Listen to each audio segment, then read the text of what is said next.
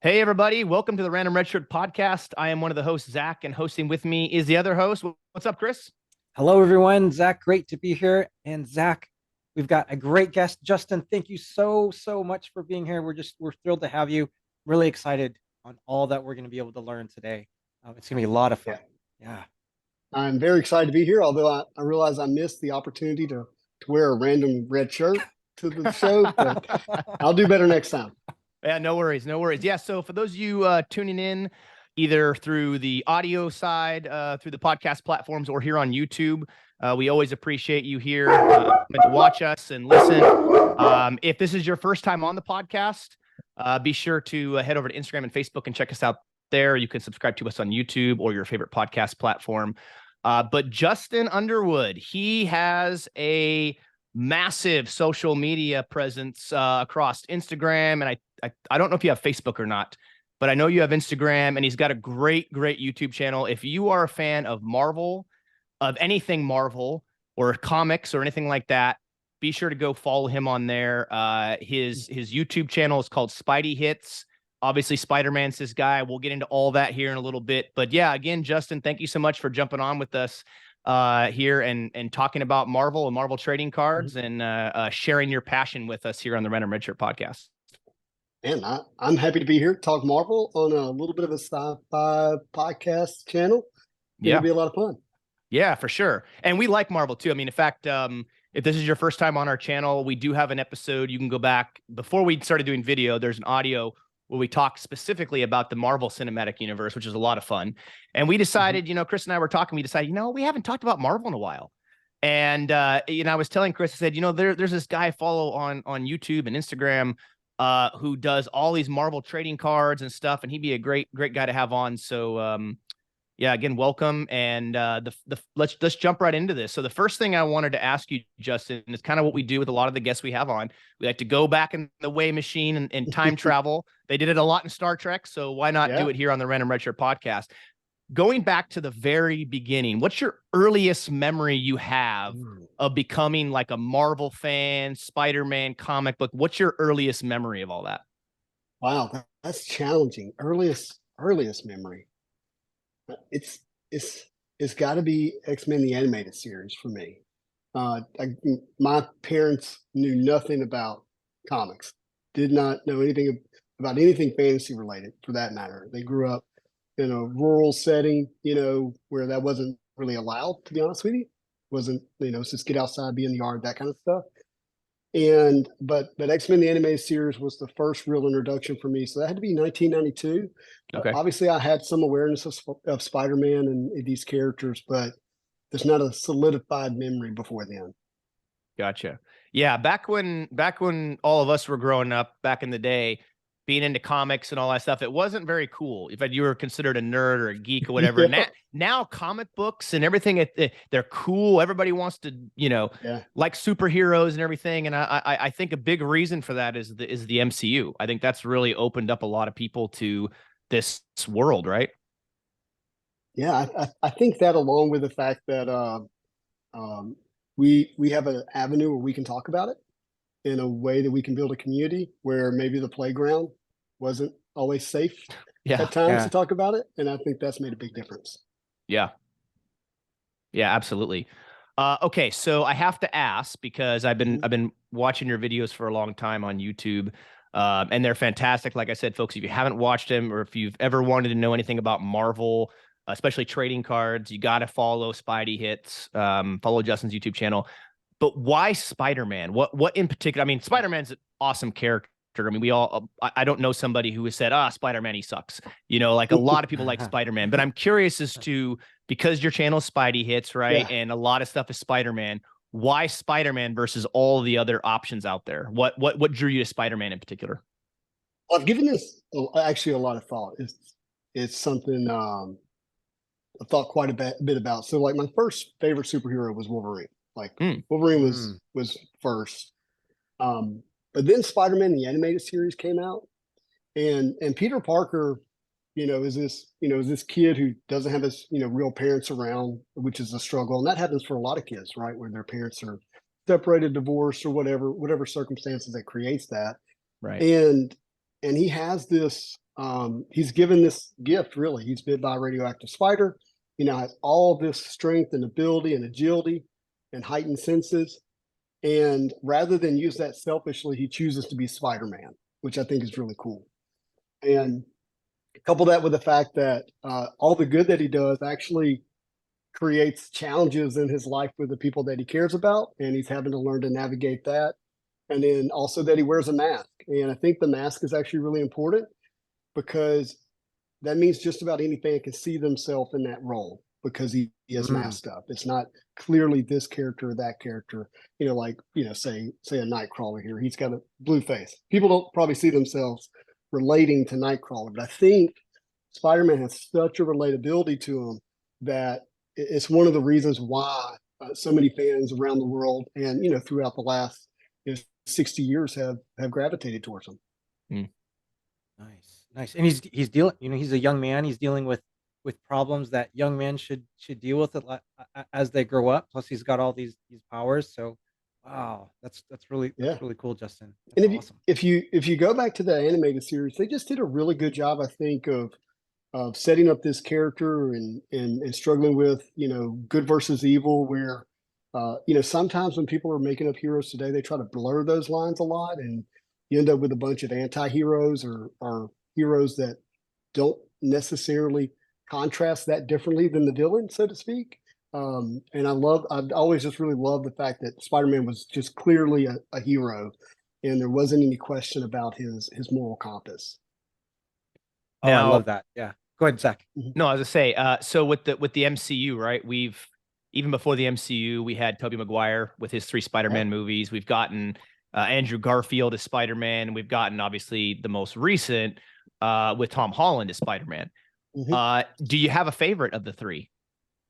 Yeah, it's a tough question as well because in 2002, the first Tobey Maguire Spider-Man hits the theaters, and that was something that to see Spider-Man on the big screen in that way, just as a kid, I never thought would actually happen. Like for it to be realistic and big, and his power set to be on full display.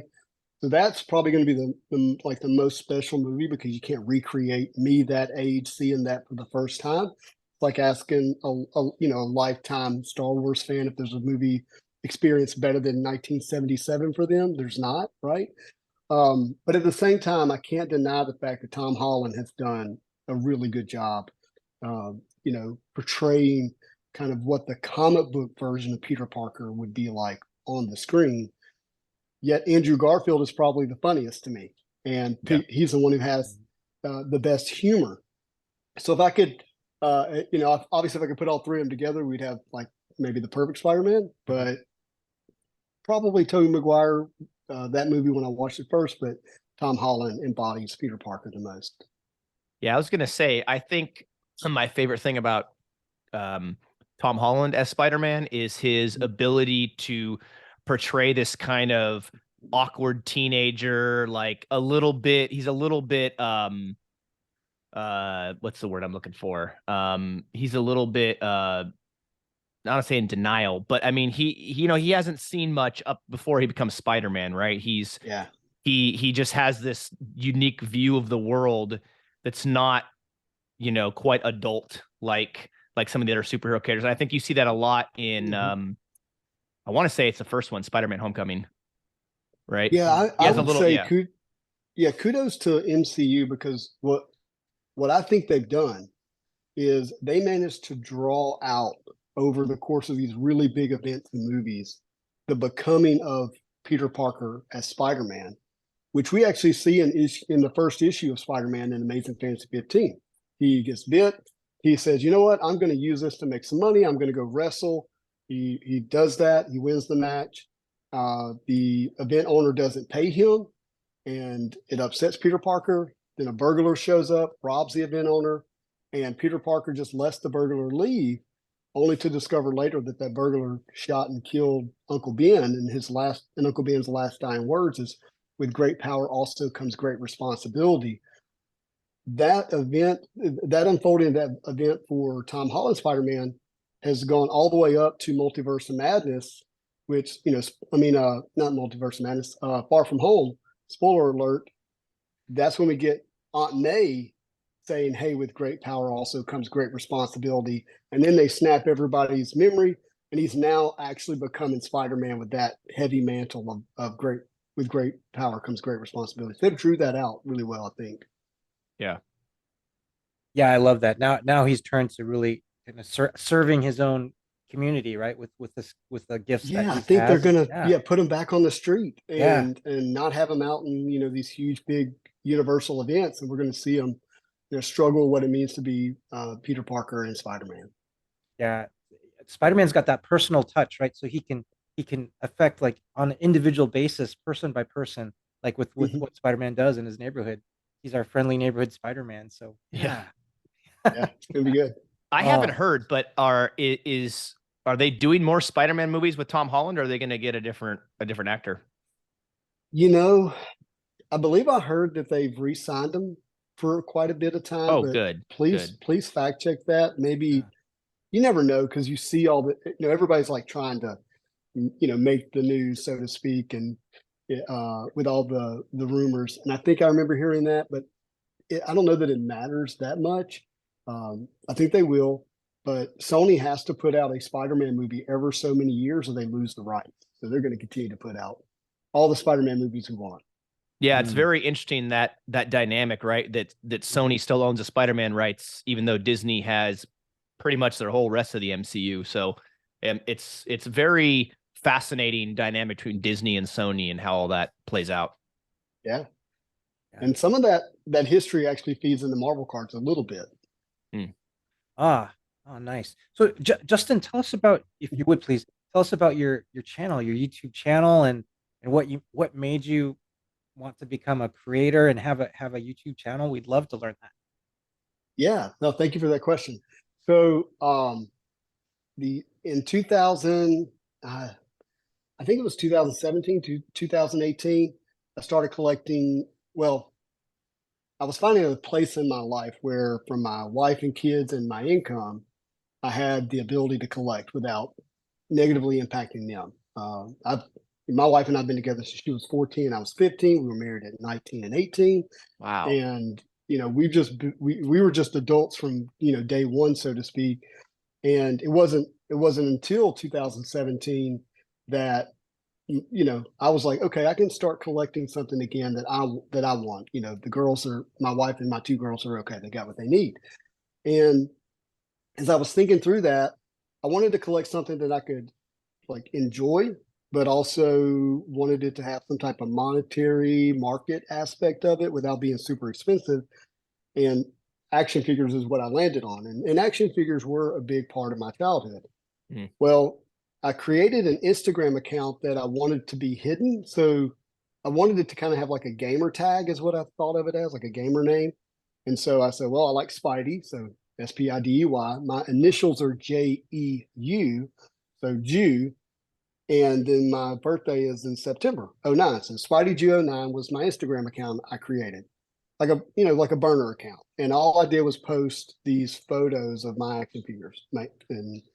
And I was doing that from 2017 till 2020.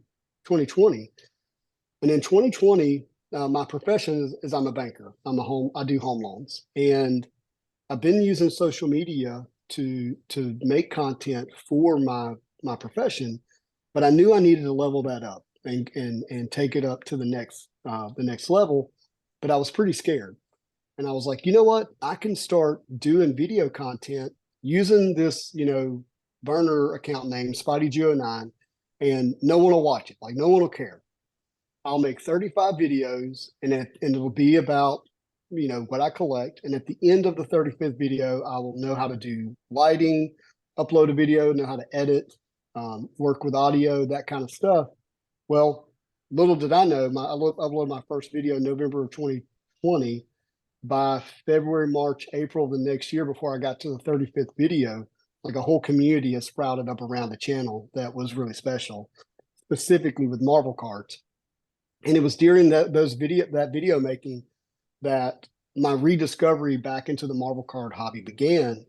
And I think that's what the channel became. I think the channel became a bit of a representation as my journey into the hobby, reentry into the hobby and my collection grew, I think that is what was happening to a lot of the viewers. They were getting back into the hobby and they were watching my channel. And so we kind of just grew together, so to speak. But since then, the channel is what it is today. I renamed it Spidey Hits because I was like, well, Spidey G09 doesn't make any sense. People have trouble saying it. And what was meant to be hidden is now not hidden. And so I did a rebrand to Spidey Hits, which I'm really glad that I did, and really like that name, and it seems to have taken pretty well.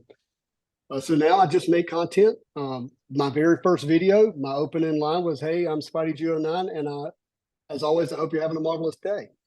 And that's really what I wanted for the content. I wanted people to come to it and leave a little more full than they showed up. I wanted to give, whether you call it positivity or joy, whatever you want to call it.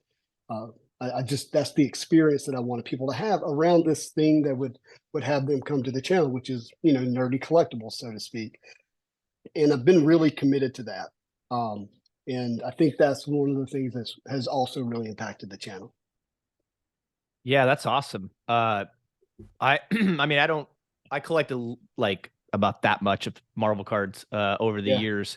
I've gotten some of like I think I got, what was it, 2017 or 2019 Marvel Premiere. And then I think I got 2020 or 2021 Marvel Premiere. I've gotten some of those. Those are about as high end as I've got, just because I've noticed too. I mean, COVID impacted a lot of stuff, obviously, right? But COVID really impacted. I collect a little bit of sports cards too. COVID really impacted sports cards. When COVID was hit and everybody's at home, sports cards went through the roof. And now I think you probably are seeing this, like non-sport cards, even Marvel cards, I think haven't been immune from the impact of the increased pricing. Yeah, that would be a drastic understatement. Yeah. When I came back into what I'll call modern Marvel cards. So I collected in the 90s as a kid. What I realized was that the cards were the thing that had the biggest nostalgic pull to me, even more than the action figures.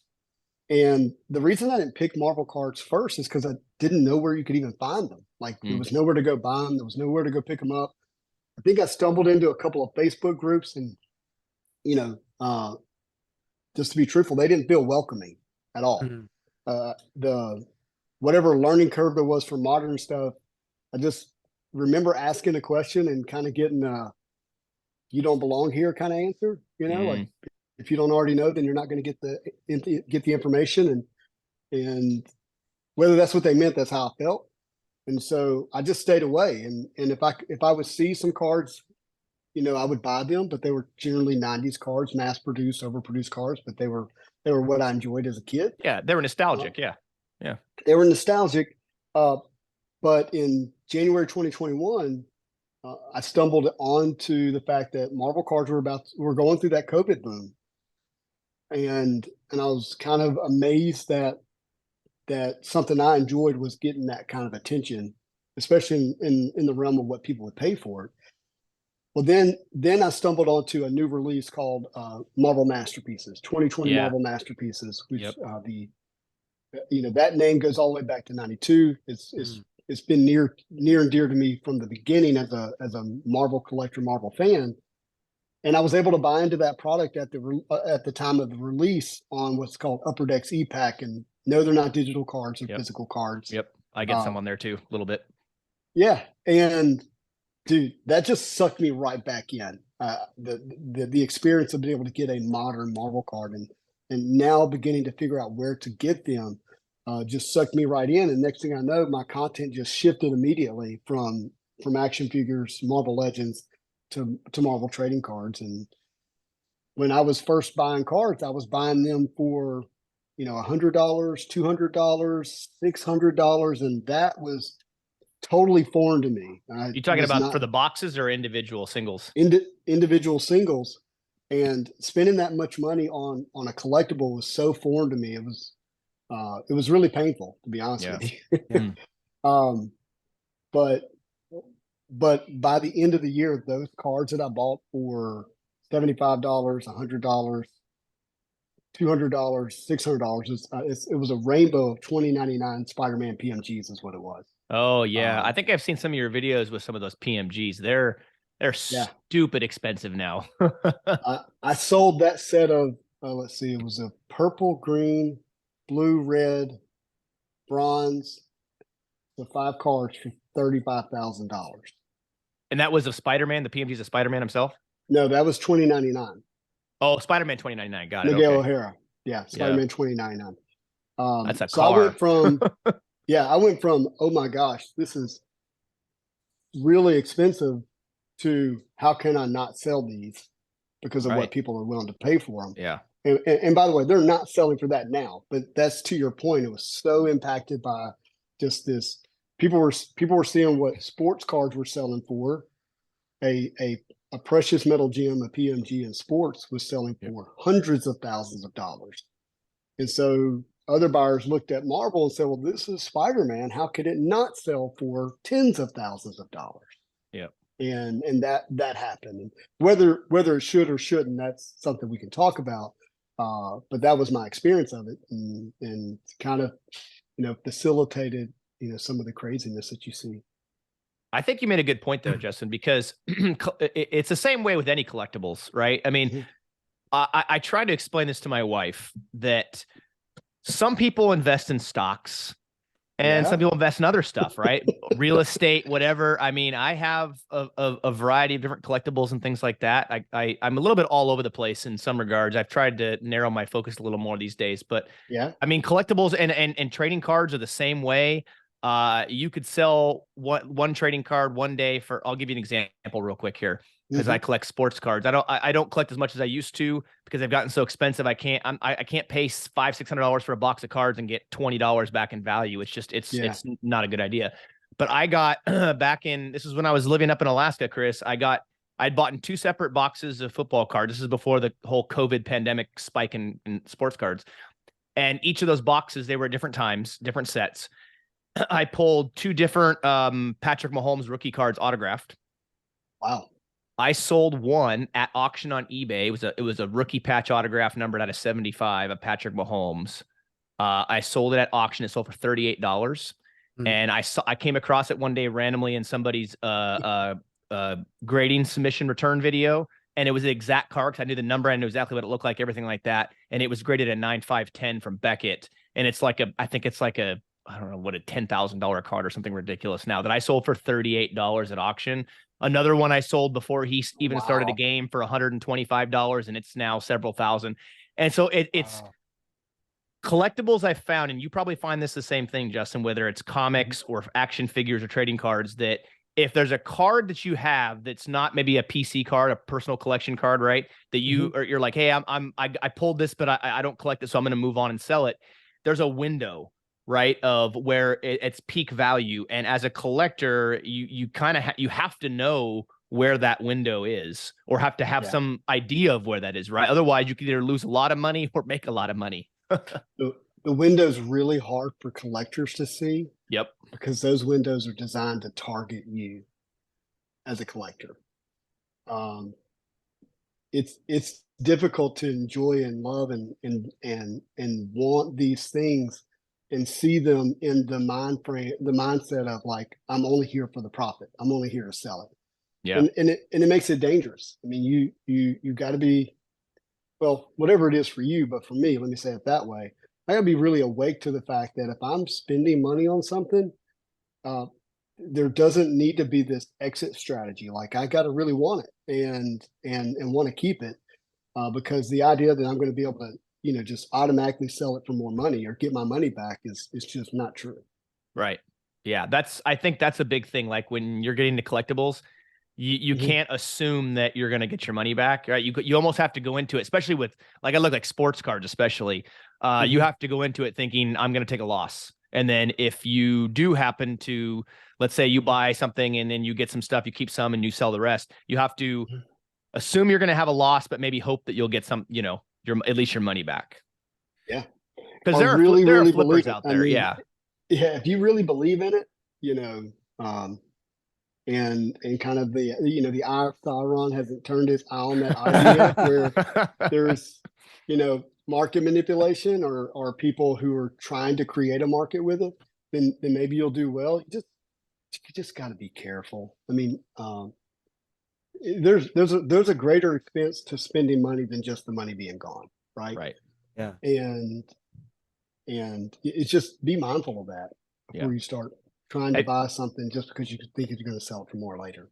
Yeah, I was gonna say real quick. You probably have. I'm assuming Marvel cards are the same way, but I've noticed this in other non-sports cards as well as sports cards that the best time to buy, like, let's say you want to buy a single, right, of some card, whether it's like a PMG or maybe it's an autograph card of somebody or a sketch card or whatever.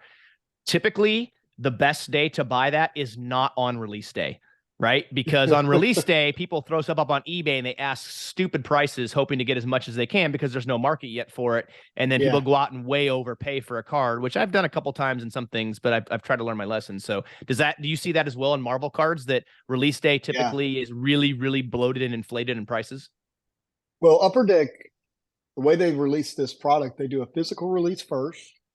And we won't know exactly how much of the actual print run is going to be physical. And let me explain what I mean. I mean, you have to actually open up a box to obtain the card, right? A box pack, a box break to get the card. If they put it on their website, which is still a physical release, but you're opening it digitally online, that comes later. And so if you're buying it on release date, then that means all the collectors who are looking at this new product are actually fighting over a limited portion of the release. So you might be like, well, this is the only one on eBay. Well, that's because the rest of them are on ePack and they're coming later, 2 months from now. And so you got to be really mindful about, be patient really to not overspend in that initial release day. And then when the product comes out again, and I don't want to confuse any listeners who are not like in the hobby for Marvel cards, but when Upper Deck does their ePack release, you really want to be patient there as well, because they have this thing called achievements, and people will overspend for achievements to complete achievements. But once the achievements are done, then everybody's dumping. They're selling to recoup their money as much as they can, and that can be a really good time to pick up the product. So this is actually really fascinating to me, because I am one of those individuals that I know so little about the industry, and so there is so much depth and so much nuance and so much speciality that goes into it. This is awesome. But I have a quick question for Zach. Zach, did your rationale and justification to your wife for the card collection did that work? Was that successful? That's a negative ghostwriter. The pattern is full. No, typically anytime I'm spending money on collectibles, there's very little rationale or justification that is going to work with my wife, unless it's something where she's like, if you can guarantee me that you buy this and then you turn around and flip it and make money, you can get it. Otherwise there's no justification. I mean, she's become, I mean, I'm sure your wife's understanding as well, Justin, but my wife's become more understanding, I think, over the years, because she sees kind of like what I do. Typically, when it comes to specific things I collect, I try to do as much research as I can before I buy something, whether it's like an autographed photo or a trading card or a comic or whatever it is, right? Typically, or my 1/6 scale figurines that you mentioned you don't want to get into, because they will suck you in. Just, I'm telling you, don't even go on Sideshow's website, because it's like crack. Not. It's bad.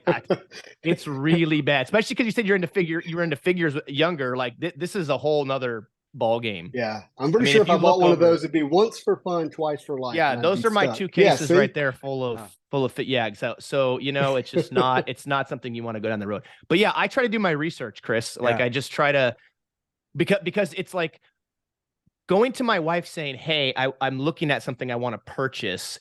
It's kind of like going to a bank, right? You got to have all your ducks in a row. You got to know, she's going to underwrite it. I got it. She's the underwriter. Yeah, she's kind of the underwriter for the Eagle Bank, And unfortunately, I don't always have the greatest credit. So, you know, she doesn't let me borrow based against on past history there, my friend. That's right. Yeah. I mean, she doesn't always let me borrow against as much as I thought I had. So I don't know if that answers your question, Chris, but I call my wife the house commander. So typically house commander has to sign off on most stuff. I like that. Hey, I did want to speak to a little bit. I do think there is the possibility that let me back up. So when we're, putting our money in, say, 401k bonds or stocks or whatever, the vast majority of Americans don't know what it is or how it works. They were told to do it, and they were told it was the right thing to do. So they do it, right? I think if there was ever an opportunity for people to be able to put their money in something they understand and they love and they have an appreciation for, there probably would be a shift towards that. And I could see how that could be collectibles in some way, in some space. But the forces that are at play, one of those being whether or not it's regulated, is going to be a huge hurdle for that to really, really sink in or take hold, I believe. Well, and there's a big issue for any market of collectibles, whether it's signed stuff, whether it's trading cards, right? There is that aspect, unfortunately, of the market, the industry of fraud, right? People making phonies, and it's rampant. I mean, I collect a fair amount of autograph stuff, and I am so picky on the companies that I buy from if I'm not getting it in person myself, because the only true authentication you have is you yourself getting it physically in person in front of and watching the person sign something, right? Yeah. So, I'm sure you've seen it too, right? With Marvel cards, there's probably a ton of fakes out there, especially because of where the market's at today versus what it was pre-COVID. Well, I wouldn't use the word ton, and because I can't substitute, I can't prove that. I have seen some, and it scares me a lot. Anytime you have something that a lot of money is going into, the fakes are going to follow it, right? Because people are looking for that opportunity to make money, and you look at the ability that people have to nowadays to edit and then print at a really high quality and level to almost match what's being produced by these trading card companies. But you really need to know who you're buying from, and being able to figure out, is it the real thing? Because you might spend hundreds of dollars, which is a lot of money to a lot of people, or even thousands of dollars, and discover that it was fake, like's happened with the Michael Jordans. So how would someone like me, I mean, so I watched one of your opening videos, Justin, was awesome, and I got to see this really beautiful artwork that I had never seen before on these Marvel cards. And how would someone like me, that just wants to enjoy or get started, how would I go about that? Like, where should I get it? Like, what should I be aware of? Like, how would I start? I would say first, find a buddy. That'd be the first thing I would do. Someone that's if you can find someone that's been around a little bit, that is going to be kind and patient to answer your questions, and I would start with a really, really, really narrow focus. I would get to know one set really well, pursue it in whichever way that speaks to you, whether it be a base set or a particular insert set or a subset or a character within that set, whatever that means. I'd have like serious narrowed focus, and then once you've got to know that and completed that and have those questions answered, I would take what you learned and I would apply it to another character or insert or set, and begin to expand, and then pretty rapidly, especially as intelligent as most of the community that's likely to listen to this channel is, you're going to pick up pretty fast. You're going to learn pretty fast. But that's how I would start. I'd find a buddy, and I'd have really, really narrow focus. Nice. I heard you guys say digital cards too. I don't know what that is. Is that a thing? Is that like, all right, let me say what it isn't. There's no NFT Marvel card. Period. Okay. If you see anything that's NFT Marvel related, it's not connected to Upper Deck, who has the license to the trading card, because they only have a physical license Topps has a digital license. And Topps cannot make physical Marvel cards. And this is all within the US base, okay? Not globally, because the international license is different in different places. But in the US, Upper Deck has the physical license, Topps has a digital license. Neither one of them make NFTs, from what I understand. But what, I'm sorry, NFT is non-fungible token. Okay.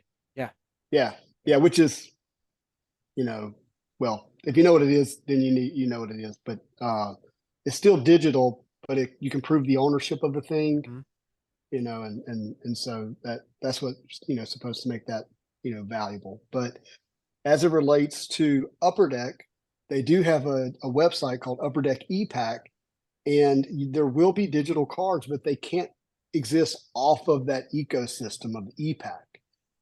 But you can convert digital cards into a physical card. I mean, if you get 10 digital, you combine them, and you could then get a physical card that you can mail home.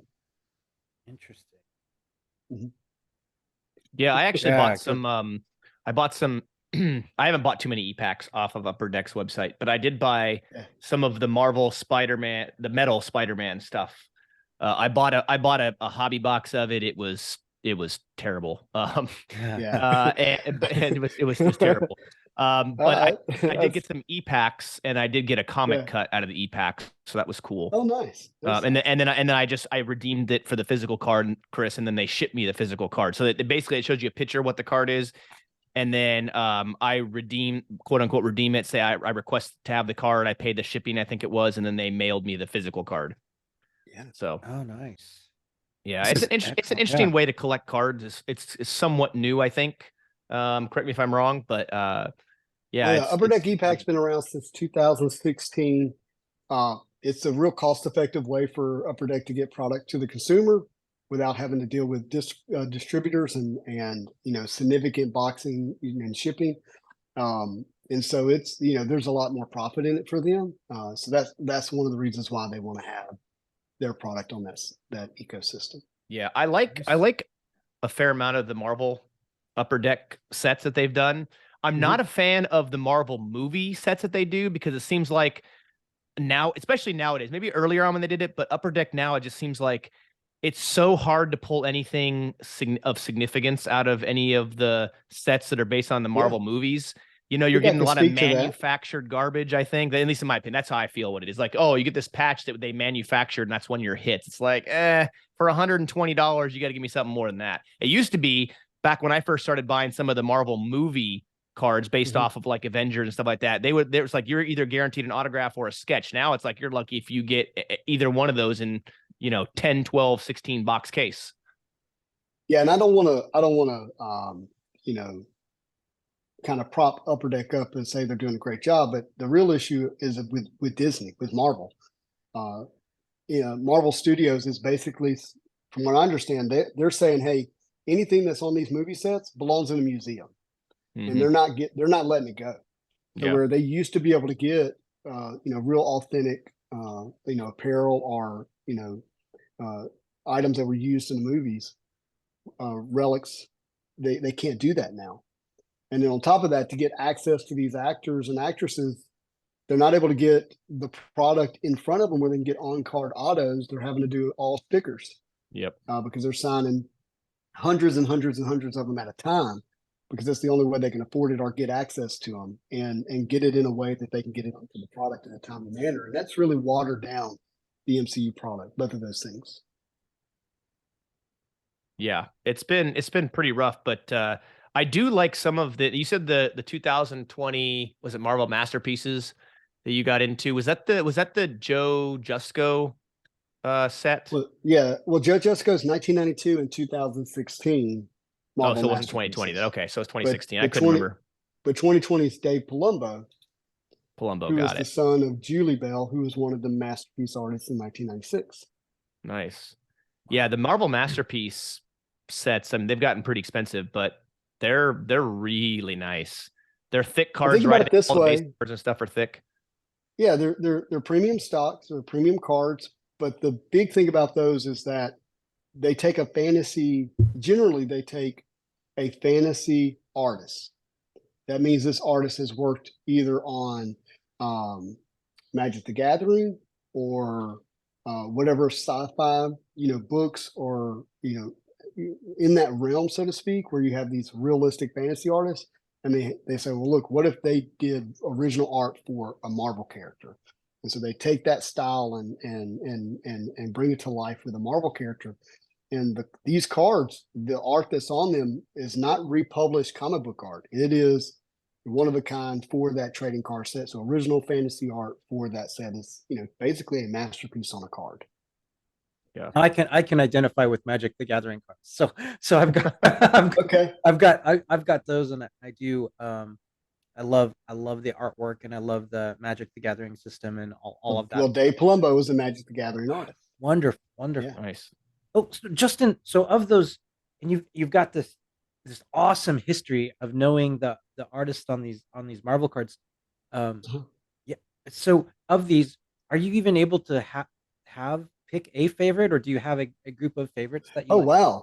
wow. Favorite Marvel card artist? That's tough. I mean, like probably my favorites would be, Jack Kirby or John Romita Sr., Mhm. Todd McFarlane, Jim Mhm. Lee. Yeah. Like, but they, other than John Romita Sr., none of those artists made art specifically just for a trading card.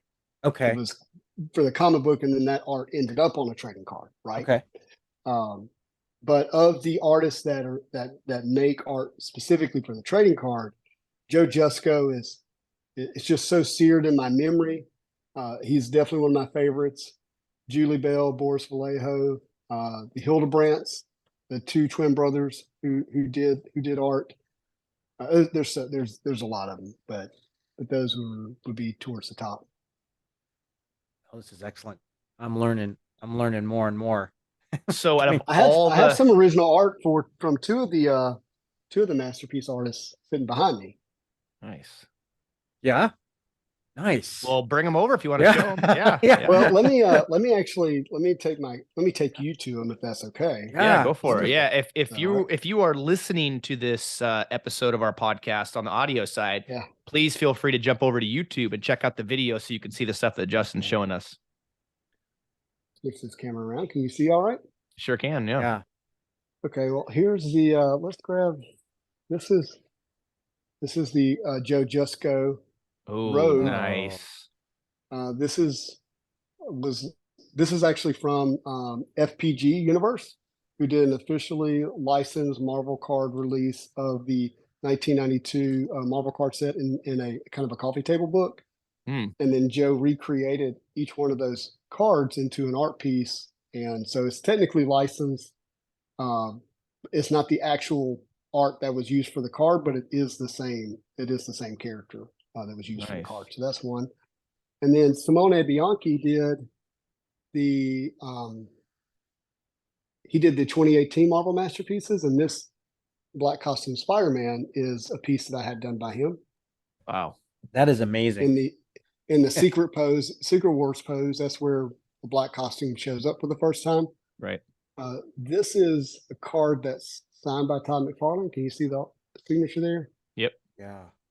And then that's the first ever Venom card signed by Todd McFarlane. Yeah. Are those CG Seed? Is that who did the grading on those? Yeah, CGC did the grading on those. Nice. And then one of my favorite cards is the John Romita Sr. here, Spider-Man. And for those who don't know, John Romita Sr. is the person who did the art on Punisher, the very first Punisher. Oh yeah, that amazing. What number is that? Amazing Spider-Man. What? I can't remember the number. 129. But 120. and look, just showing you that comic book really is an understatement for what John Romita has done for Spider-Man. He's done way more than that, and long before that issue. But that's the one I have close. And Chris is a huge Punisher fan, so that's pretty big. I do see right next to the sketch there your Amazing Spider-Man cut card there. I saw the video. Yeah, the graded at a 10, which is just insane. That's an awesome card. Was that from Amazing Fantasy? Was it 15 or? 15. Yeah. So 15, this yeah, is from his first appearance of Spider-Man, right? Yeah, that's exactly right. So they cut up a comic book from 1962 and took pieces and put it in the cards. Not unlike you were talking about with the movies, how they do relics, right? Yeah. Um, Yep. but they only did 15 of them, and I Yeah. was able to get this one. This is the second appearance of him in the suit, with it on in the issue. But this is the one that's the most close up, like a profile. I'm Yeah. really really grateful to have it. And then And they it's graded graded at 10. 10, which is fantastic. Yeah, very happy. And then I got Todd to sign this comic cut here, which is great. But this is the Joe Jusko Spider-Man, the masterpiece artist that we were talking about. Mm. And this is my childhood drawing of said Spider-Man. Childhood drawing, whereas like you drew it. Yeah, yeah. Oh. Well, actually, this is actually the preliminary. I sketched it out and then I did a painting, but I gave the painting away to someone who asked for it in school. That's awesome looking.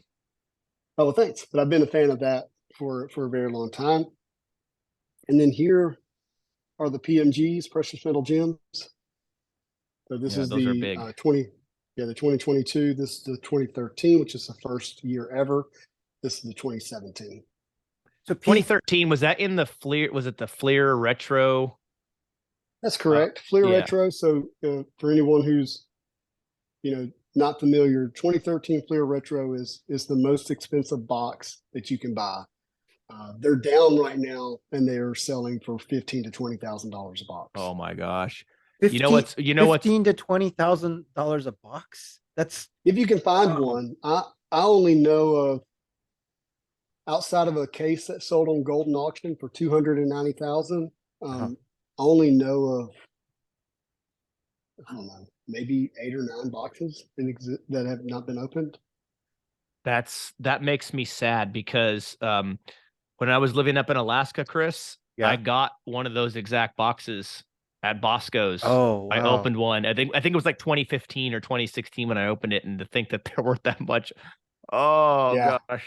Well, and they're worth that much because the green version of this Spider-Man out of 10 sold for $250,000.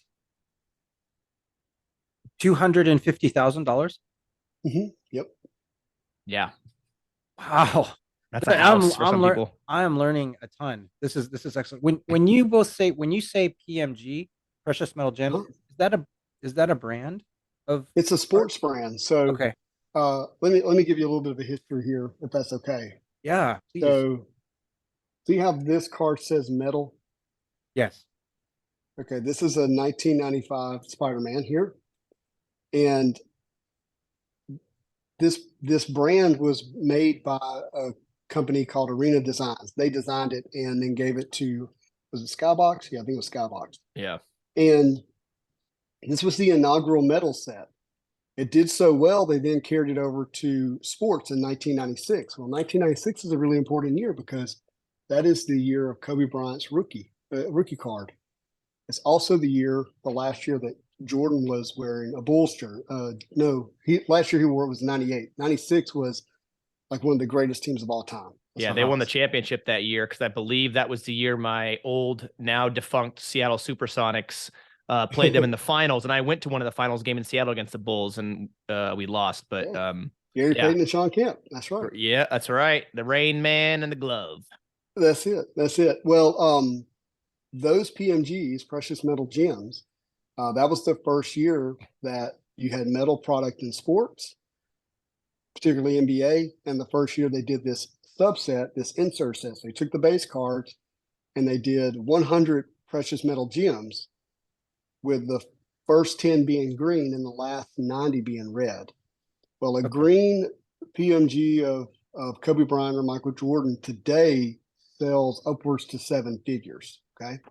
Jeez. So when eventually Upper Deck acquired the rights to Skybox. And in 2013, they decided to take those sports brands and put them on their Marvel cards. And so that's what they did. And so this is the first ever PMG of a Marvel card, and this is the first Spider-Man. Incredible. Yeah.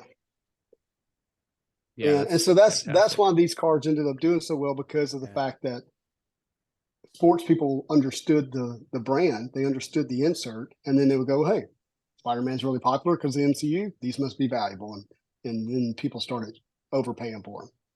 Yeah, I think the MCU did a lot for comics and a lot for, I think, cards like Marvel trading cards. Insane.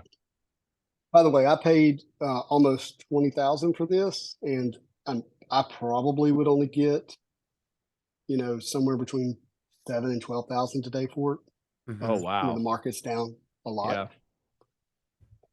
But this is It's pretty still, cool here. but Justin, it's still an awesome card to have, and your Yeah. Spidey hits, right? So I mean, it belongs in the collection, right? So I think that's it does, and I appreciate that.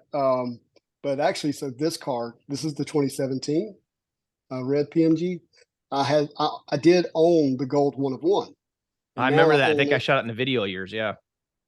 I now only own a small percentage of it left, but I got offered way more money than I could turn down and stay married. So. Yeah. But it was only one. It was a 1/1. Yeah.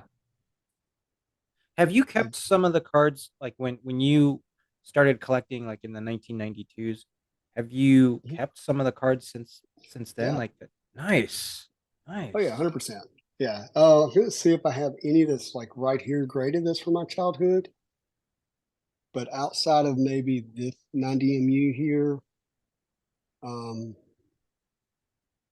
think that would be the only one. I really don't think this one came from my childhood. Let's see, do I have any more back there? No, not in this display. Yeah. The cards when I had them as a kid, you're not thinking that they're going to be worth anything really. No joke. And that condition was going to play such a huge role. But kind of glad I didn't because I enjoyed them. I love flipping through them and drawing them and looking at them. Well, and those older cards, they weren't made to be graded. Like they didn't think of that in mind when they made them back then. So it was getting something in a really high grade for an older card like that is really difficult, I'm sure. By the way, that's the retro box. That's the box we were talking about. I done bought one of those boxes back in the day. Wish I would have kept it sealed. Yep. If you open it, the value's gone for sure. 100%. Interesting. But here, let me go ahead and show you this since we're here. So this is the first ever. These are the first ever Marvel cards made from 1966. These are the Donruss, and on the back they make a picture of Daredevil, Captain America, Spider-Man, and I think Thor and Hulk.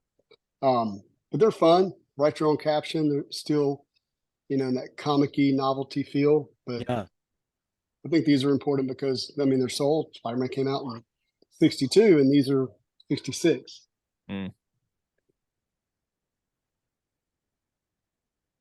Anything else you want to see out of these? Oh man, yeah.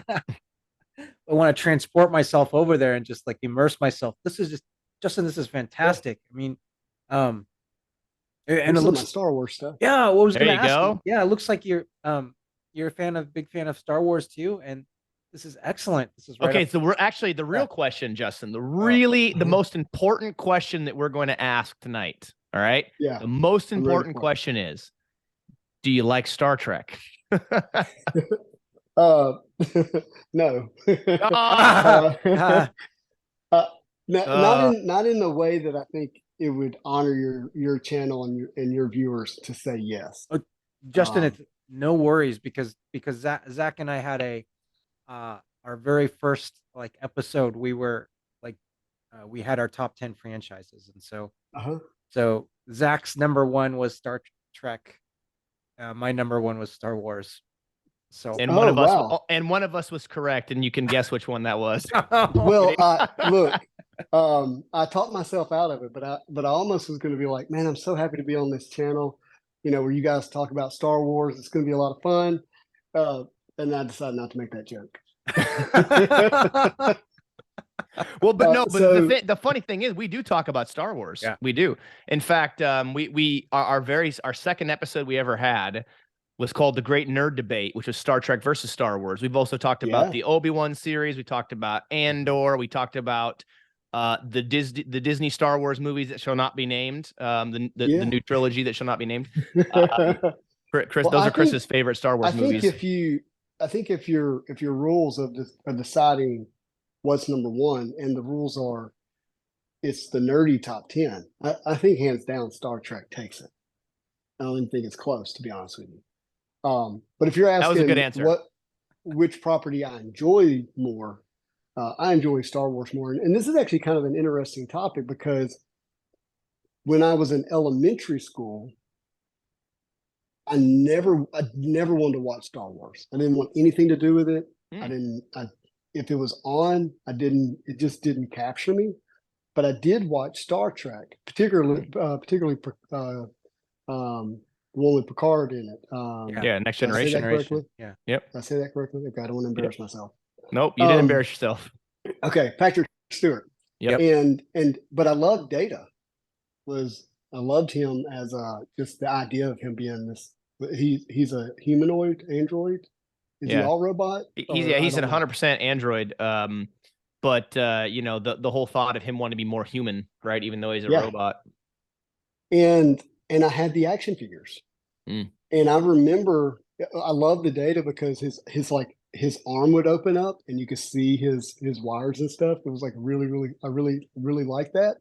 But I remember the thought of because I had the toy and they would have these little sci-fi devices they would hold, and I remember thinking like, would it be cool if we owned something like this one day? And now here I am, with a phone that I'm talking to you and you're walking around and we're making content together all on this little device, and I'm like, hey, we're living in it to some degree. Yeah, well, in Star Trek: The Next Generation, they introduced the PADD for personal access display device, and we have those now. They're called iPads. So, I agree. But I did watch those, and you probably wouldn't take too much to jog my memory of those episodes as a kid. But in 1998, Episode 1 came out, Star Wars, and 1999. Yeah, was it 99? Yeah, Yep. May. I gotta think about the You know date. what? It was summertime though. Yeah. It was summer. It was summertime, and I was thinking it was 98 because I thought in Arkansas, and that's why I lived in Arkansas. But there is a chance that I went back up there that summer because I was still dating some girls there. But either way, it was 98, 99, whichever one. That Episode 1 just captured my attention and brought me into Star Wars for the first time, and that's when that shift happened. Yeah. Oh, interesting. Yeah. I mean, you've got Galactus there and Silver Surfer, which is awesome. Yeah, I wasn't sure if you wanted to see anything else, but I went and sat back down. But we have these, and then of course we have our comics. Yeah, I was gonna say, show us one of your favorite comics you have up there. Maybe your most valuable comic. Well, this would be the most valuable one. This is First appearance of Hulk, which is first full appearance of Wolverine. Oh, that's right. Wolverine. Yeah, first appearance of Wolverine. That's what. Yeah. And it's signed by Stan Lee. Nice. So that one's really special. And my brother's the one who got that book. I have it in my possession now. But this Spawn #1 is actually really special because it's a newsstand 9.8, and those are very rare and difficult to get. And that looks like it's a CGC signature series. So did McFarlane sign that one? Yeah, and it's the full Todd McFarlane, which he signs so much now, he does a lot of T. McFarlane. Yeah. Or if he does sign Todd, you don't get 2 Ds, you get 2 O's and a D. So those are pretty special. Then this will be relevant for this week, but we have the 2099 first full appearance. Nice. Or issue #1, I should say, not first full appearance. Issue I had #1, that one. I had the red foil one in a 9.8. I think I sold it because the price had spiked on it and I wasn't attached to it. And then I think it came back down a little bit. But the white one is a Toy Biz variant, so you had to get it in an action figure box that generally would get bent on the hook, on the peg. So that in high grade is really, really special and pretty rare. But of course, the first full appearance of Silver Surfer and Galactus, those are really cool. So I like, but those are probably some of the better ones. Nice, that's awesome. I was actually gonna show you. I've got a pretty awesome sketch card here that I'll show you. You want to see? No, I'll show these and I'll sit down. But here's some of my Spawn stuff. I don't know. Spawn? Yeah. Yeah. Nice. Ever into Spawn. but those are pretty cool. That's the hand numbered variant for King Spawn #1. Glad to have it. Big nice signature on that one too. Did a good job. Nice. I love. Okay. Those are great. I love that. Thanks for letting me share those. Yeah, No, absolutely. Justin, that room is awesome. Thank you. Yeah. So we talked about this before we started recording, Yeah. but this is from 2019 Marvel Premiere. This was the first Marvel Premiere box I bought. This is before COVID, obviously. I think I think it was during COVID. I bought it, I think, in 2020. Everything was shut down, or mostly Yeah. everything was shut down. And I bought a box. They didn't sponsor this video, but I bought a box. I think it was on Blowout Cards. And opened it up, and I was super lucky to get a 4-panel sketch card. So the front of it, Oh wow, the front of it's my favorite. The back is really good too. But if you are a Cyclops fan, I'm gonna turn it sideways just so I can fit it on the camera. Let me. wow, look at that. It is pretty fantastic. On the back, we have some Jean Grey action. Oh, that's my girl. Oh, nice. And so the artist, his name is Maddie Denham. So it's funny. After I pulled this sketch card, I reached out on Twitter to the artist and said, hey, I took a picture of it and said, hey, I want to let you know I pulled one of your sketch cards in the box. And he's like, that's so awesome. He's like, I love it when people reach out to me and I get to see my artwork, in the wild and everything. And I didn't ask, but he's like, I think I've got my preliminary sketches around here somewhere. If you want them, I'll send them to you. I'm like, yeah, sure. So he sent me, and I just have these in like the comic book, covers and backings, Yeah. but here's his preliminary sketch for Wow. Cyclops. I don't know if you can see that or not, but I can, and I'm just really pleased that you have that. That's Yeah. very special. yeah. So it goes with the actual sketch, and then of Awesome. course the other one with Jean Grey. I'm trying to hold this up here so you Wow. can see it. That's But too cool. I couldn't even believe, like, it was so cool that he did that. Really nice guy. And it's cool to have them both together, which is pretty neat. Also out of another Marvel premiere box, this was out of 2019 as well. It was a different box. I got a silk sketch, which I really like this one a Ooh. lot. Nice. Yeah. Who is This the is artist by on that? Bernie Cook is the name of the artist. I don't know if you heard him or not, but I don't. But but can I it's see an that awesome again? sketch. Yeah. Yeah, I want you to trade that to me. I like that a lot. Nice. Isn't it really love the line. nice? Well, the line work Yeah. is so good. It's really, really good. It's a fantastic sketch. Wow, I really like that a lot. Yeah. So one thank of the you. things I'm working on now is I want to do a sketch binder, and I want to get 3 sketches from every set, going all the way back to 1997, the first ever sketch cards. Oh, wow. And I want to do a Peter Parker Spider-Man. I want to do a female from that set, and then I want to do a villain from that set. So everyone's going to get at least one Peter Parker Spider-Man, and then female and a villain. That's awesome. I'd have one more sketch I brought to this episode because I thought it'd be cool. This isn't the greatest sketch that you've ever seen. It's from the Upper Deck Marvel Avengers Age of Ultron set. That was back when you were Yeah. guaranteed an autograph or a sketch card. And I could never pull an autograph out of that set, but I had gotten a couple sketches. So this has significant sentimental value because this was the first box of trading cards my wife ever picked out for me. Oh, okay. First She one got it ever. for you. Okay. She got it for me. She picked it out herself. And no joke, when I this was when we were up in Alaska, and I told her before she was going to Bosco's, I said, hey, grab me one of these boxes. And then, I gave her the name so she could tell the people working there what I wanted. And I said, if you can't pick the box that has an autograph in it, I would love an Iron Man sketch because Iron Man's my favorite Marvel superhero. And no joke, got an Iron Man sketch out of it. Oh, wow. That's awesome. Dude. I don't know if you can see. It's kind of hard to see it's not the greatest sketch ever, but it has so much sentimental value to me. The artist is Arturo. Okay. So this is, I think the 2015? set came out in 2015. But yeah, it's just it was exactly what I like it. asked for. Exactly what I asked for. A Iron Man sketch card. So That had to be a fun memory pulling that. Well, that's significantly fun memory. Yeah, very special because I remember when I pulled it and I couldn't believe it. I'm like, you picked a box like what I was asking for. And she's like, oh, okay. She had no clue, no idea what I was talking about. But yeah, That's awesome. it was a lot of fun. So it's fun when you make memories like that, right? You have things that you connect to in collectibles. I have collectibles that I enjoy, that are cool, but I don't really have a lot of attachment to them. And sometimes I will buy a collectible, I'll have it for a little while. I don't have any attachment to it, and then I move on and find something else. But there are certain things. In fact, I was going to ask you this question, Justin, because I'm going to give you my answer, and then I'm curious on your answer.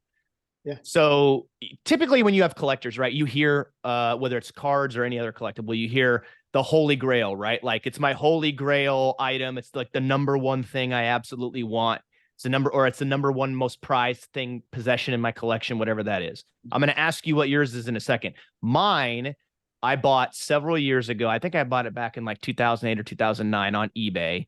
I had it checked out. It's legit and everything. But back in 2002, there was a company called Dart Flip Cards. I think they're based, maybe based out of Canada. And they did a set of the Crocodile Hunter trading cards, only set ever made. And you could get autographed cards from Terry Irwin and then Steve Irwin, obviously the Crocodile Hunter. The rumor is that he signed significantly less than 100 of them. And now if you find them out on eBay, some are graded, some are not. I mean, they're thousands and thousands of dollars. I think I paid like $125 for mine back in like 08 or 09. And it's literally the pinnacle. It's the thing that I told my wife. I said, if I pass before you do, it becomes a family heirloom. Like, it's signed on card, signed by Steve Irwin. I also have his wife's card too.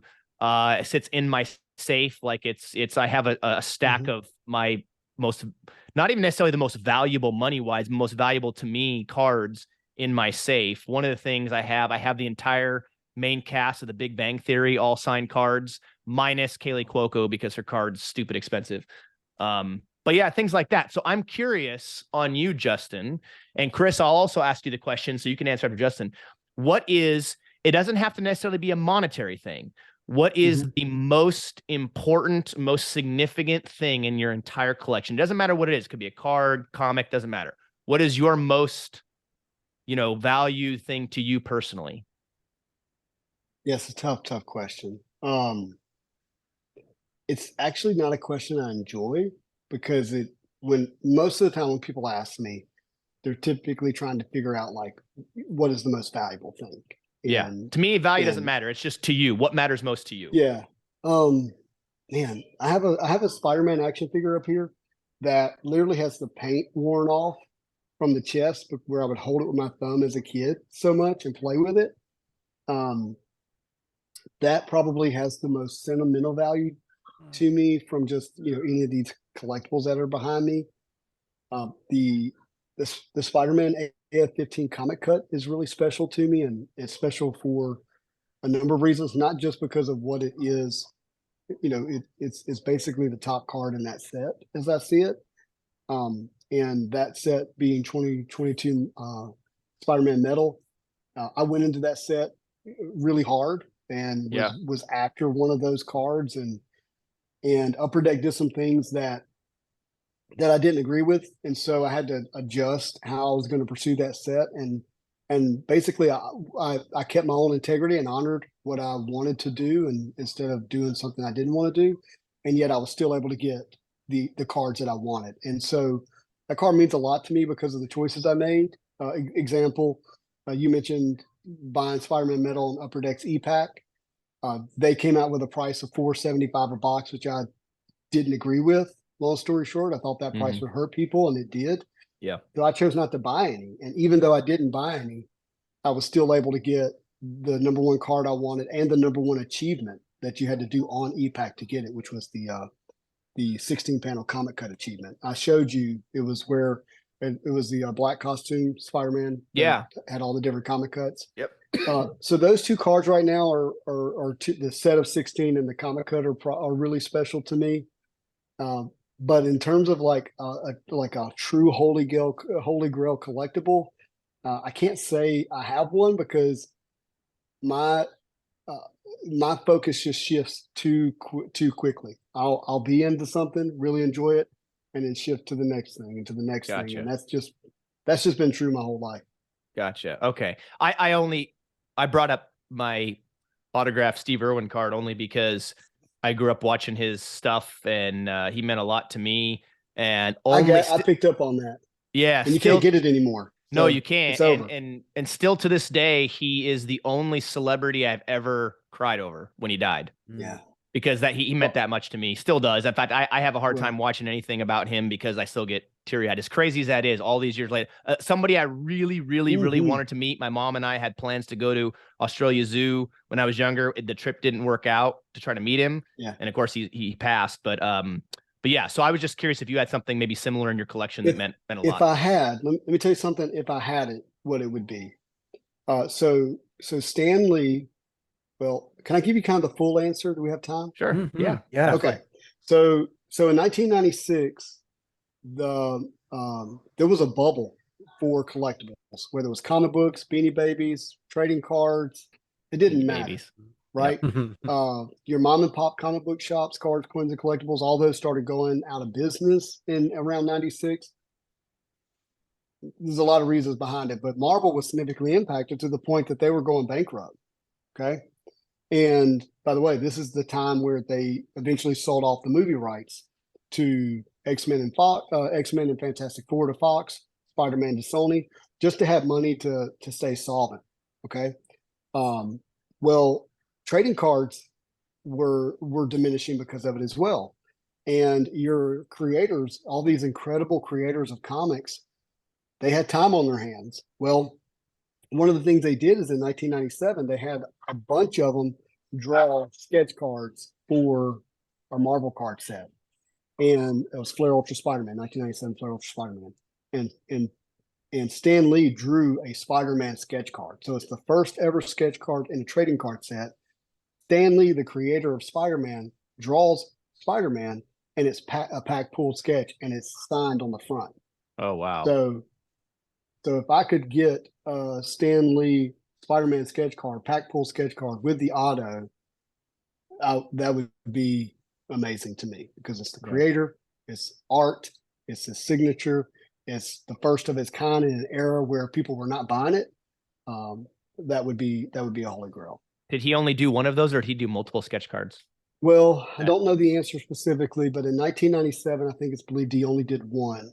Mm. And there is rumors that it's been pulled, but no one's ever seen it. In 1998, he did more, and so you can actually get them in the 1998 sets, but it's not the 1997. I would be honored to have a 98 one as well. It would be very, very, very special. Wouldn't be the same, but that would be awesome. If you saw the John Romita Spider-Man sketch with signed on the front, it's like that, but Stan Lee. Gotcha. Okay. All right. Well, Chris, what about you? Do you have a holy grail or a particular item in your collection that has the most meaning to you?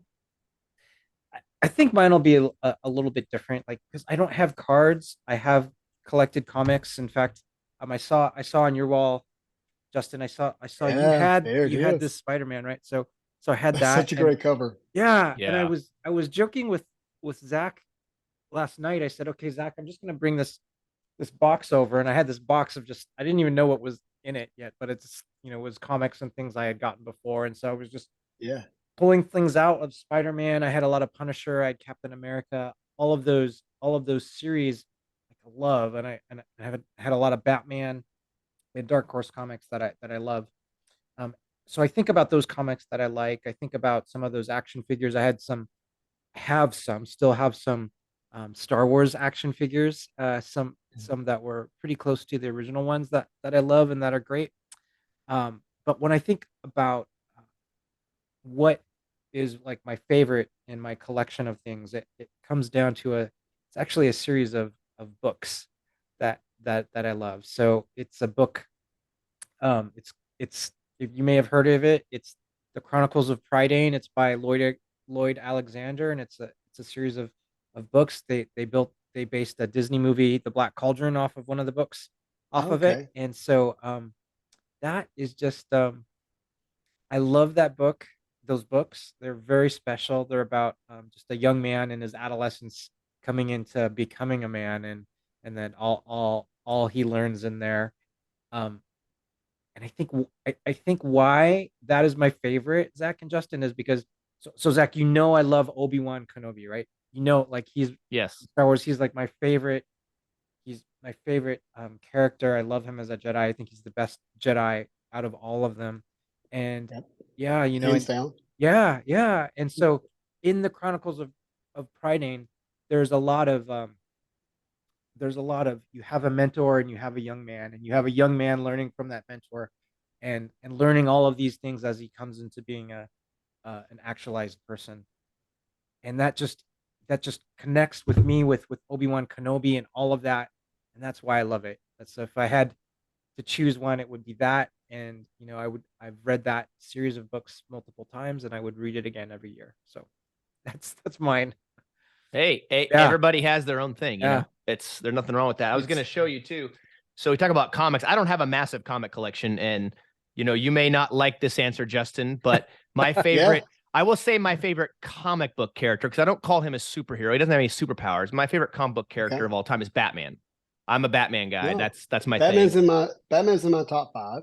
Yeah, He's the only DC character that I truly care about, and he is, uh, in a lot of ways, he's I don't want to call him a perfect superhero, um, because there is such a grim aspect to him.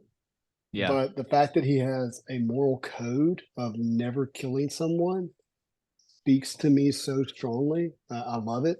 I don't always yeah, love what the writers do with him. Sometimes I think they miss it. Um, but that he values life so strongly that he won't kill Joker, who keeps coming back to kill more people, but he won't break his code. And I actually think that's really special. yeah, Um, so I love Batman. yeah. So Great selection. my most valuable comic that I have, it's not like super expensive. It's an 8.0 Detective Comics number 405 from November 1970 with a I believe this is a great Neil Adams cover. It's the first appearance of the League of Assassins, which is pretty Yeah. important with him, with Ra's al Ghul and everything. The glare is kind of hard on here, but the No, artwork but is Neil really Adams' fantastic. artwork for Batman just, I mean, It's he took him out of that pranky, silly look yep, into this just great representation of the Dark Knight. yeah. What a great It cover. it's a great cover. It's a great book. I mean, especially after watching Arrow and Gotham, you know, and you see Mhm. kind of some of the Mhm. origin stuff about young Batman, or young Bruce Wayne, I should say, and Yeah. then the significance and the impact of the League of Assassins and Ra's al Ghul on Mhm. Oliver Queen and on Green Arrow. I was like, yeah, it's a cool book to have for sure. I mean, it's not a 9.8 or anything like that, but it's still an awesome book to have. Um, yeah, so it's comic books are special.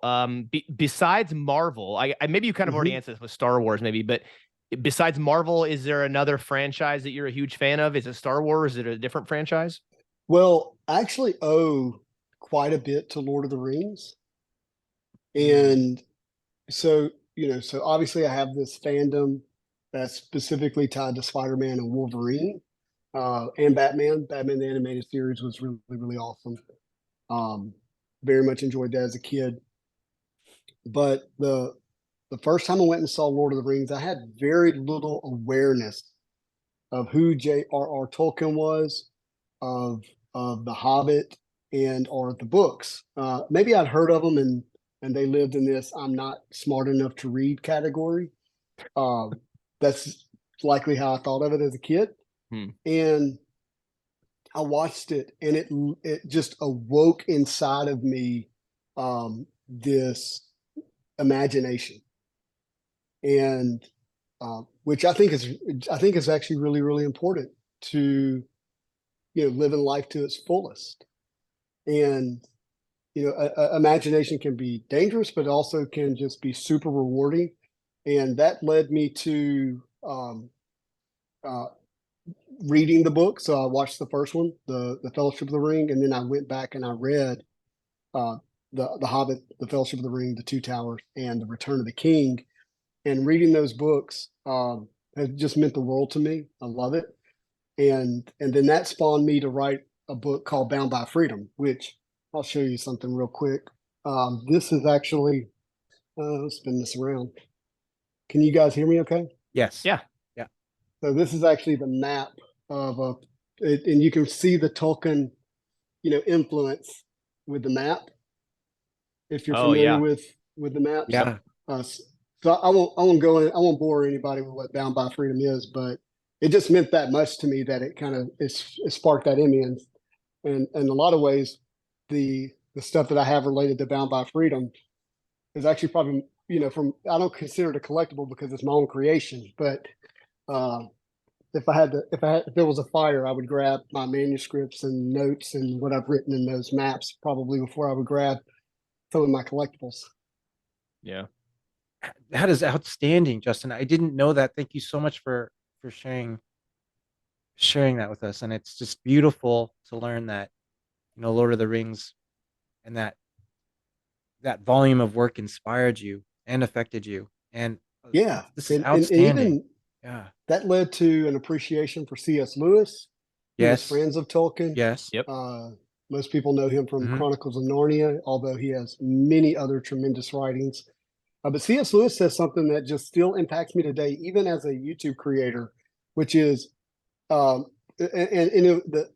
can't remember the source of the quote, so please forgive me. I'm going to say it in the way that lives in my mind and has had an impact on me. But basically, it's like if you're creating something, and he was talking about writing. I'm just going to use the word creating. He says, stick to the truth no matter how many times it's been said, and you'll actually end up being very different. But if you set out to be different, you'll end up being like everyone else. And like that just means so much to me. Like I just want to, be in that lane of like just stick to the truth. And that's a big word. It means a lot. Okay. But let's just say you're writing a story about something that's inside of you, whether it be a story of good and evil. If you start worrying about, well, that sounds like Lord of the Rings, or that sounds like Star Trek, or that sounds like this, you'll start compromising the story that's within you. Mhm. If you're creating, if you're making videos for YouTube and you're like, well, it's going to look like this channel or that channel, and you start compromising what is in you, then you end up actually being like everybody else. But if you just stick to the truth, the story that's within you, in the end, you actually end up being very, very different because a lot of people struggle with, what are other people thinking? How are they going to judge this? And it causes them to get away from the true story that's in them from a creator standpoint. Interesting. So there was an interview with Bruce Lee. Yeah. So when Bruce Lee was living, and so when one of the things that struck me when he did his interview and his response was using his martial arts to find the purest and kind of distilled expression of who he was as a person. And it was not not trying to be like everyone else. Just be you.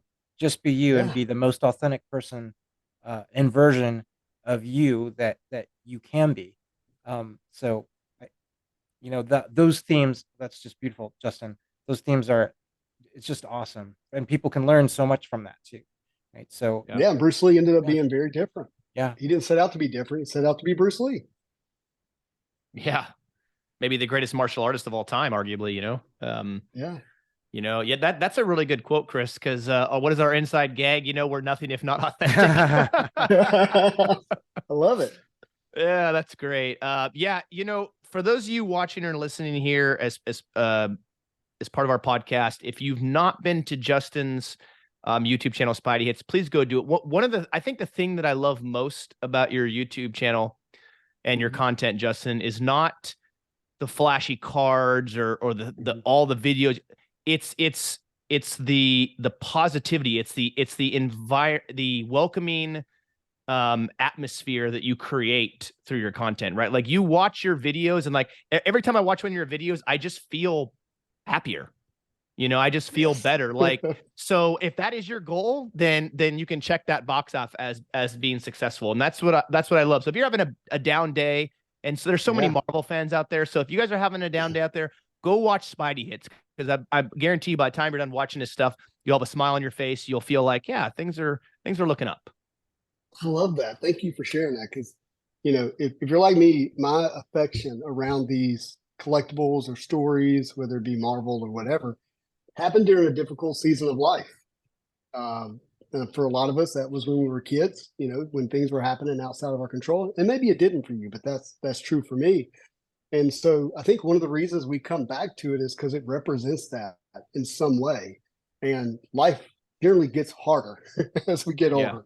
The world gets a little colder, the consequences a little more significant, and the stress a little more heightened. And then sometimes the loneliness a little more alone. And so I'm like, man, if I can just use this medium of this thing I enjoy to create an invitation for people to be with me in a way that I can make a difference in their life and leave them, a little more marvelous, I want to do that. Well, I think you're succeeding. Yeah. Yeah, I really do. And so keep doing what you're doing because I think it's great. And like I said, if you guys haven't watched his YouTube channel or followed him, please go do so because it's very much worth your time, especially if you don't even have to be into Marvel cards. Just if you like Marvel or if you like, great content creation on YouTube, it's very much worth it. So Justin, this has been awesome. We really appreciate you coming on here and sharing your stories and your time with us and your knowledge of the trading cards. I mean, I have this much knowledge as far as Marvel cards, so I have just enough to kind of have an idea what's going on. But obviously, you're knee deep in it, and we really appreciate all the knowledge you've shared and your time for sure. And it's a pleasure. I'm happy to do it. And look, anybody has a question, you can find me on Instagram. I also have a Discord channel, Spidey Hits Marvel Cards, which you probably need to message me. It's not an open channel. We do have rules for the Discord channel. Number one, you got to love people. People are greater than Marvel cards. They're worth more than any collectible we have. You got to love Marvel Agreed. cards. So if you don't enjoy them, you probably don't want to be there because that's what it's about, and keep it marvelous. Like, look, there's enough negativity in the world. There's plenty of places to share that if that's what's necessary.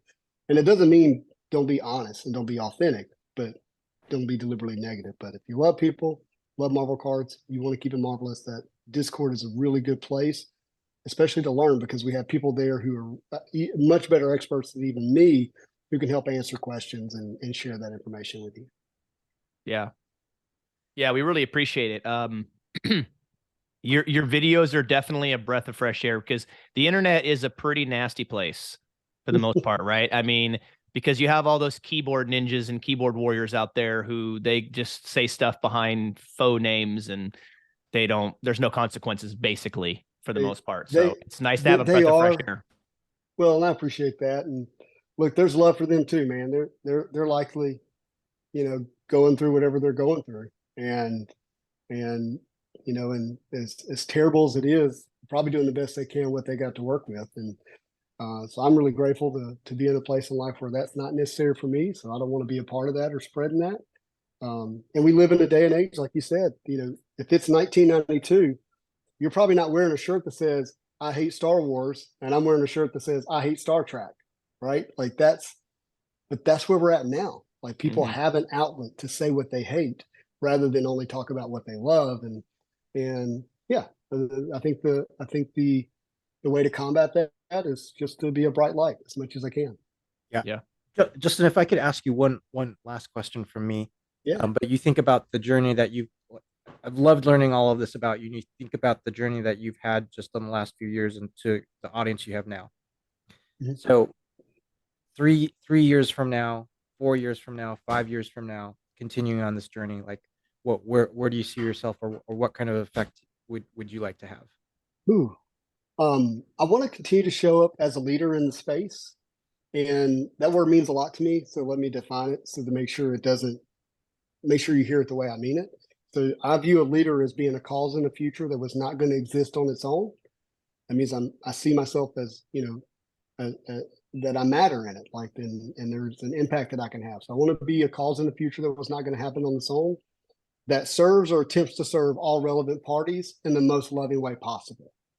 And so I'm committed to just, as long as I'm in the space, to being a leader that's having an impact on in that way. That could be whether that's just helping build a culture around the content, around the hobby, that has people inspired to be kind and to keep it marvelous, so to speak, or if that even is a greater impact in terms of even the product being developed. If there's some way that I could be involved in a way that kind of helps drive that leadership and culture. And I'm totally open to the fact that would, that maybe one day I'm not making content at all and I'm not collecting Marvel cards at all and I'm doing whatever else the Lord has me to do. But either way, I want to show up as a leader in the space, from now on into the future. Beautiful. Thank you. Yeah, that's fantastic. Like I said, go follow him, subscribe to his YouTube channel. It's a breath of fresh air. And you know what? Honestly, even if you're not into Marvel trading cards, you may learn a few things. You're going to learn a lot, actually, but it may drive you to want to get into the hobby.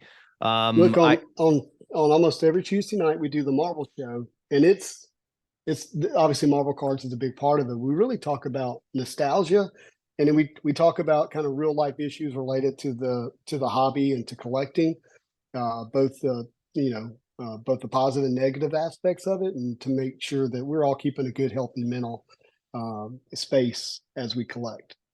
Yeah, I think that's important. There's, it can be frustrating to collect at times, I think. But when you have people to share your passion with you, I think that's great. I think, looking back, Chris, I think one of the reasons why we started this podcast was just sharing our passion for these things, right? I mean, Star Trek, Star Wars, science fiction, Marvel, you name whatever, all the stuff we've talked about and we'll continue to talk about on this podcast is why we started it, just to share in the community. We become pretty active in the Star Trek podcast community and the science fiction podcast community. And it's really awesome to be a part of that and share this passion that we have for these different franchises and different things that mean a lot to us. Absolutely. Yeah. It's a great journey. We're loving being on it. Yeah. We met a lot of great people. Obviously you included, Justin. So yeah, thank you for your time. Thanks for coming on here. We really appreciate that. And I think it's only fitting if not only do you go to Instagram and Facebook and check us out there, we also have a store on Teespring now where you can get your own random red shirt. I saw that. Which is great. That was awesome. And oh, by the way, if you look really, really closely, guys, for those of you watching our list, if you look really closely on our Teespring link, which is in the description below and on the last couple of videos, there is a Mirror Universe version of our logo from the Mirror Universe episodes that we're deep diving into. So pay attention, look for the little Terran Empire symbol. But I think it's really only fitting, Chris, if we end this episode with having a marvelous day, right? I mean, that makes sense. If you allow us, Justin, to steal your tagline here. That's what I want. So yeah. So again, thank you very much, Justin, and obviously Chris. This has been awesome. We love it. And with that being said, Chris, have a marvelous day. That's right. Have a marvelous day, everybody. Thanks for listening, and we'll catch you next time right here on the Random Redshirt Podcast. Thanks, everybody.